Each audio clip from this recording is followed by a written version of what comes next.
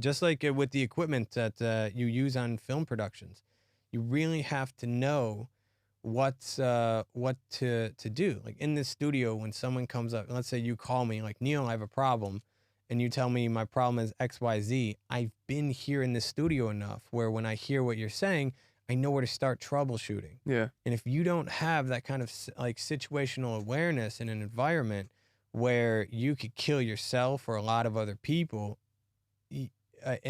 you'll find out pretty quick if you enjoy it or don't. But it gives you the ability to just focus.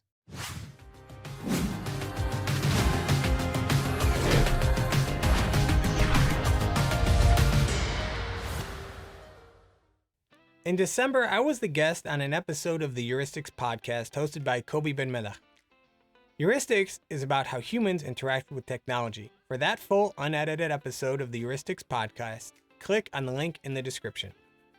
The next few episodes of The Business of Entertainment will be a mini-series of clips from the recording I did with Kobe, but will feature additional commentary both at the beginning and end of each of these episodes.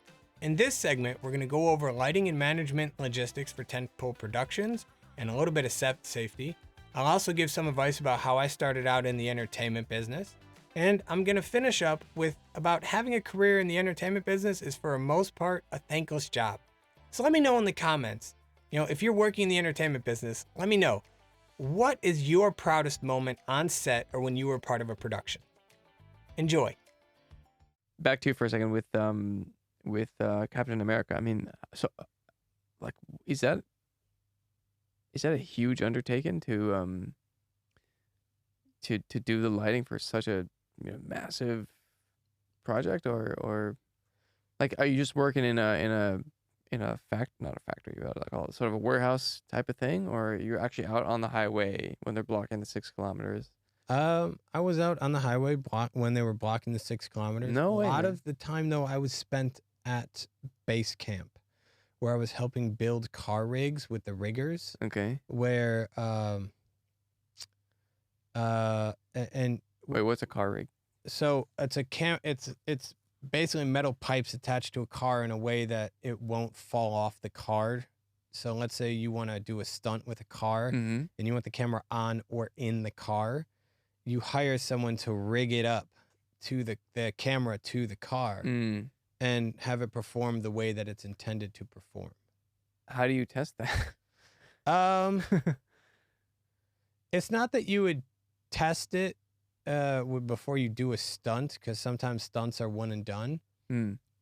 It's more of being able to work with people who have the expertise that when I was always working with other people that have done this for over 2 decades. Yeah.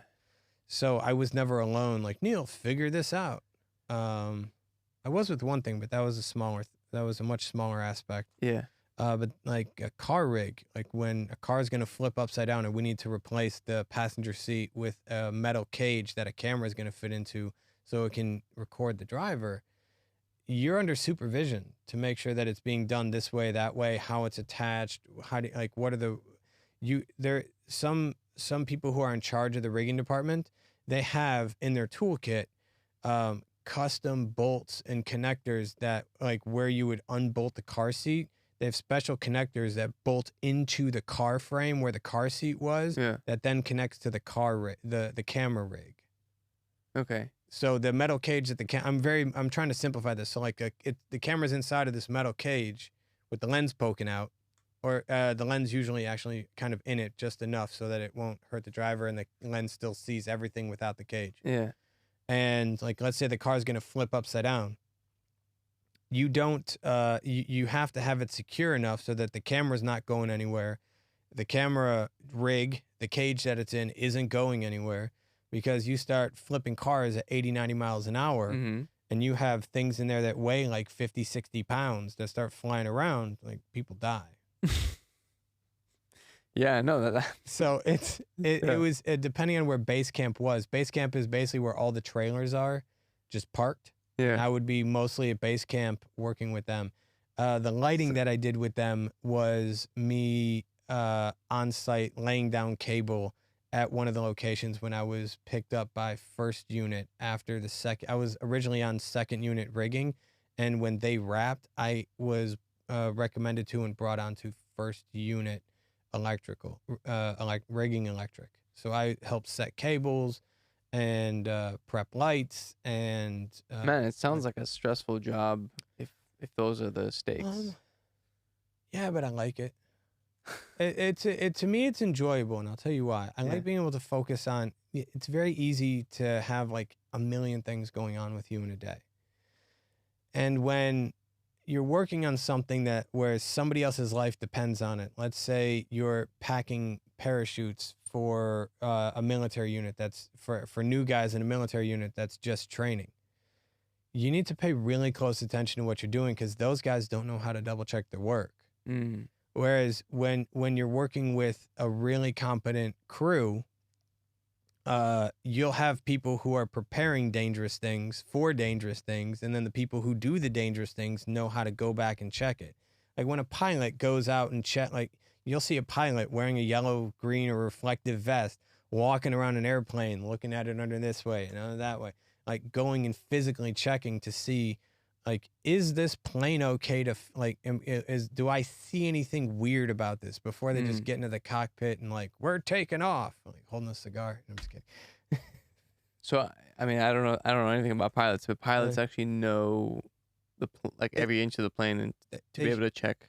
Pilots should. Pilots should know what their aircraft is. They should know a lot about their before you even when you go to flight school. I've never been to flight school. I know people who have, and I have someone in my family who is a pilot. When you go to flight school, you do basically everything is groundwork. Like you literally just going to a classroom and studying about flight.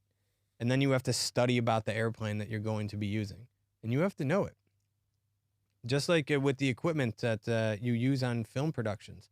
You really have to know what to do. Like in the studio, when someone comes up, let's say you call me like, Neil, I have a problem, and you tell me my problem is XYZ. I've been here in the studio enough where when I hear what you're saying, I know where to start troubleshooting. Yeah. And if you don't have that kind of like situational awareness in an environment where you could kill yourself or a lot of other people,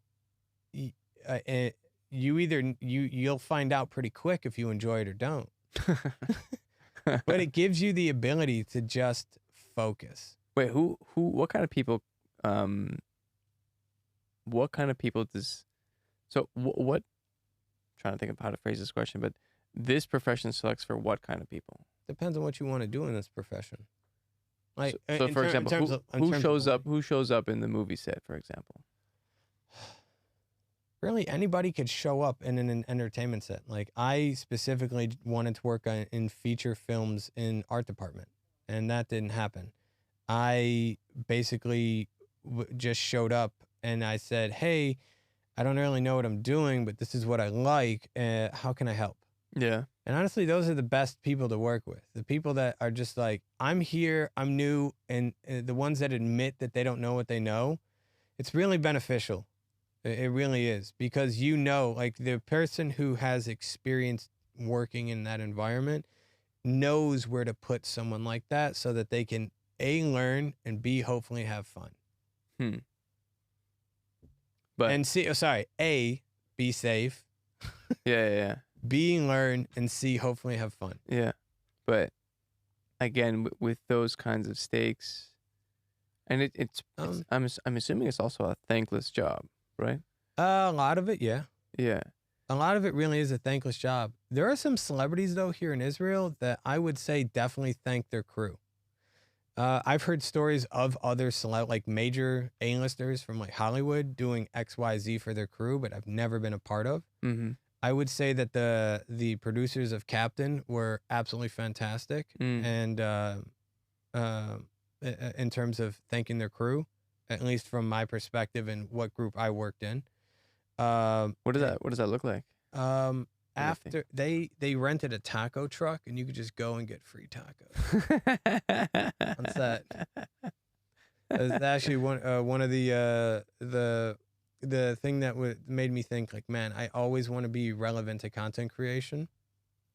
was doing something.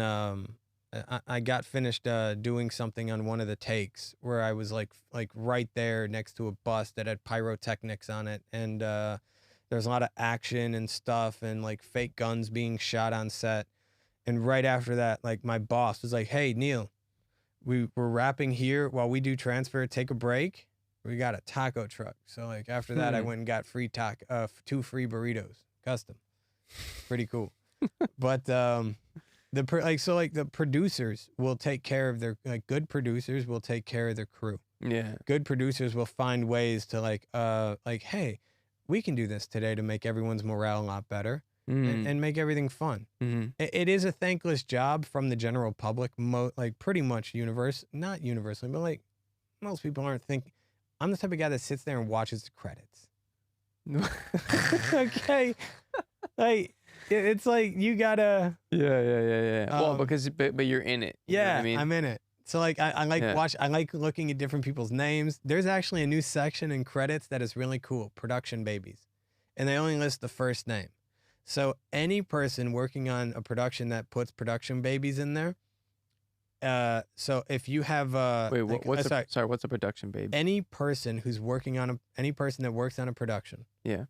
Who has a child, whether you were the father, the mother, or like you had a child during that production. Oh, and this is still your job and you got to go and do it while your spouse is at home with the baby. Yeah. That baby's first name gets a credit in the movie under production babies. So I'm going to be an asshole for a second. So they took you away from your newborn child and all you get was like, that's I'm just thinking of the t-shirt. Like all I got was my child's first name on the fucking credits. Well, I mean, it depends. If you're on a union job in America or Europe, you're getting benefits in terms of like you have insurance through the production. Yeah. If you're in the union, you have benefits through the union. You're making a paycheck. You're being able to provide for your family.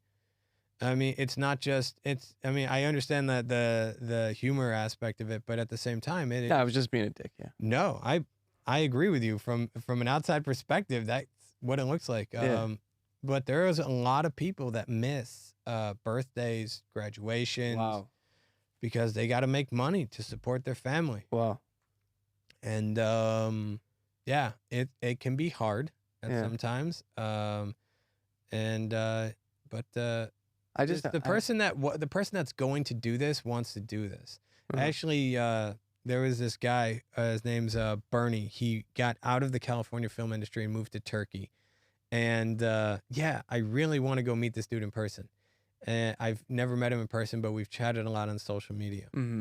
And he said that this industry is like jail. Everybody knows how they got there. Nobody knows when they're going to get out. Because it's when you have the best day, like your average day on a production is way better than sitting in a cubicle. You ever seen the movie Office Space? Of course. Sitting in a cubicle? Right. I would rather take a bad day on a production site than having, in terms of as long as it's not a safety bad day. Yeah, of course. But just being able to be in an environment where you can walk around, get up, move, be active. You feel that you are contributing to the process of what's going on in front of you. Oh yeah, there you go. Yeah. You are actively contributing with your hands, your feet, your eyes to be a part of what's going on and what people will see. Right. You can kind of take it gives somebody the ability to take ownership and responsibility of what they're there to do. Right. And a good producer will hire people that know how to do their job so that the producer doesn't have to micromanage and tell them. Yeah. And that way a producer can keep a more higher level eye on things and while making sure the morale is good. Yeah. I think morale is one of the best. Like if you're not having a good time on set and morale is low, I think that translates to the audience. I feel like the audience can see that in takes subconsciously. Yeah, it's funny. I mean, you really do raise a good point where, most modern workers who sit in an office all day, like they don't see the value of their work reach the reach of their work, right, or whatever value that they're creating, right? Yeah, and every company that produces anything really, right? It's broken up into all these micro tasks. And if you're one of those micro tasks, let's say there's 50 of them, right? Until, like, let's say, for example, to produce a car, right? There's so many different people that go from idea to car being built, shipped, sold, like you're so far away from the client getting the car and saying, "Oh wow, great! Now I have a new car, and my day so wonderful." No, really, like Yeah, it's a problem, right? I mean, this is yeah. what Marx was talking about, right, with the whole alienation of the modern worker. Like, we just don't bake the bread and sell it to the customer anymore and say, "Yay, my day's labor, and look, I made this person's life better for this one brief moment in time." I got a crazy story exactly about that. Tell me. All right, last year in Georgia at a wedding, on the way back from where the Georgia, wedding the state or the country? country. Country. So we were out in the countryside. We were going back to Tbilisi after the whole wedding and everything was over in a big bus, everyone together. And we stopped at one place to, let everybody stretch, pee, get some food real quick at a local place, at this one like bread making place that was there. Mm-hmm. The woman who got married, she was buying bread from this old lady making bread there, and asked the old lady, "Did you used to have a bread shop in Russia here and on this street?" Mm-hmm. And I was like, "Yeah." And the older lady was she said, "Yeah." And the woman who got married, the bride, she's like, "I used to buy bread from you on the way to school in the morning at like when I forgot how young she was, like Whoa. 9 years old, like 30 years apart, and these two meet in Georgia." Wow. Yeah. Wow. Yeah. I mean, no, but like that's really, really cool, It right? probably made her day to be like, wow, someone who I sold like bread to 30 years ago Yeah. is still able to get bread for me Yeah. in a whole nother country. Yeah. And I mean, that's such an amazing story to really, it's someone, it sunk so deep into their, I don't know, memory bank or subconscious that they associated bread with the woman, It's really, really cool. Yeah. But when you, just to come back to the question I had about who are the kinds of people that show up to this job. So I can imagine, tell me if I'm wrong here, but it's like a very working class kind of environment. Like, guys who don't really have such a huge ego, they can make fun of one another, like one of those kind of, Oh no, you get some egotistical. Okay. You can get some really egotistical people. I won't say what this was or who it was with or what I was doing. I will just I'll say I was like, this is when I still lived in Arizona.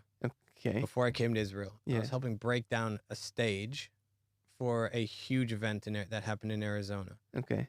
And this guy that we were working with, so there was a boss that was telling all the workers what to do for our group. And this guy one of the workers said to the boss, "Yeah, I'm okay. I know this. I've done this 10,000 times already." Mm-hmm. And he said that multiple times. Like, I was keenly aware. I don't remember his name. I don't remember what he looks like. I just remember he's done that tens of thousands of times. Mm-hmm. And it's like, there's a different way to approach. Like, yeah, no problem. Like, why not just show it instead of telling people all about it before you go and do it? Mm-hmm. You get people with egos. You get people without egos. You get people who don't know what to do. Some people who don't want to be there. I didn't want to do lighting. I didn't want to do lighting at all. I only wanted the opportunity to have some experience working in production. Mm-hmm. Depending on what the department is you're working in, because it's not even just with lighting or there's rigging. There's also the art department, which is like I was studying before. You have the sound department. You have the managerial department. There's like a director's department dish almost on really massive productions. You have the director, then you have the first assistant director. So the director's job is split into two different jobs. You have the director, you got Michael Bay going, action, blow it up, yeah. Okay, but how do we get to that point? You have the other half of his brain, the first director, who's basically got the whole schedule of what's supposed to be shot, what order, how everything is supposed to go through the day. And they keep the director on pace and on time. If you are in a huge production like a Michael Bay film or Game of Thrones, you seen Game of Thrones? Definitely. Thousands, like hundreds of people that would be on set in one day, hundreds of actors, and all those hundreds of actors needed costumes and makeup, and some of them needed mics, and the whole environment needed lighting, and that lighting needed structural support. So the rigging department. Yeah. Okay, so on productions that big, you have the first assistant director, then you have the second assistant director. That is the assistant to the first assistant director. Jesus, it's fucking complicated, man. And in the Americas, that person can actually have an assistant as well, called the second. Wow. It's called the second AD. Oh my God. Although in Europe, it's called the third AD, third assistant director. So. And depending on how many managerial tasks are needed, you talked about microtasking. The third AD or the second will have a lot of microtasks that get put together that are less tasks for the second AD to put together, that then hands off stuff to the first AD, who's like right there next to the director all day, to make sure that like what the director wants and is going to get can still happen. Oh my God. So like you get all different types of people within the entertainment industry. And on top of those are just people who are on set. Then you have people in post-production who people in labs who used to develop film. Mm-hmm. You have people who are now, instead of developing film, working with color correction or what they call DITs, digital intermediary technicians that help with like on-set coloring, and you can actually preview what the director wants stuff to look like based on conversations that were had in pre-production with the cinematographer. And then that would get handed off to a post-production house that has multiple post-production editors if you need visual effects. Special effects are things that happen on site, in camera, with people around them, like physical world. Mm-hmm. Visual effects happen in the virtual space. So you would have maybe let's say you need to do some visual effects works, just maybe some light stuff. Have you seen the show, what was it? It was the woman who was trapped in it was a comedy produced by Tina Fey, and the woman was trapped in a basement and finally let go, and she's like trying to explore. Oh no, she wasn't trapped in a basement. She was stuck in a cult in a basement, and finally like exited out into the world. I forget the name of it, but anyways, one of the scenes was shot in late autumn, and the trees were barren, and they were trying to make it look like it was summer. So they had visual effects artists go and make these trees in the background look like it was more summerish. They were photoshopping trees. Basically. So depending on who you are and what you want to do, and you could come with an ego, you can come with a whole different set of skill. Let's say you want to be an accountant, but you want to be an accountant in something that's cool. No, go work in production accounting. Like any type of job I feel that you could do in the real world, you could do that in content creation. Wow. Film, theater, film, theater, television, any of that. Yeah. But like what about my in terms of like just focusing on lighting, it's really mostly, I would say, more like blue collared in that specific aspect. Yeah. Like riggers and lighting and sound are more like blue collared. Yeah. Yeah. No, that's what I was getting at. Yeah. I'm sorry, I went off on a massive tangent. No, that was awesome. If I do that again, you want me to stop? Just tell me stop. No.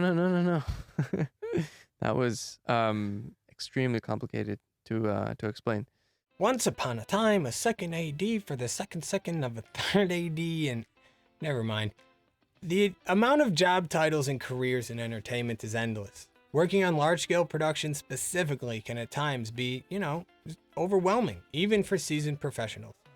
The management structure, the nomenclature, and even job responsibilities differ from production to production and from location to location.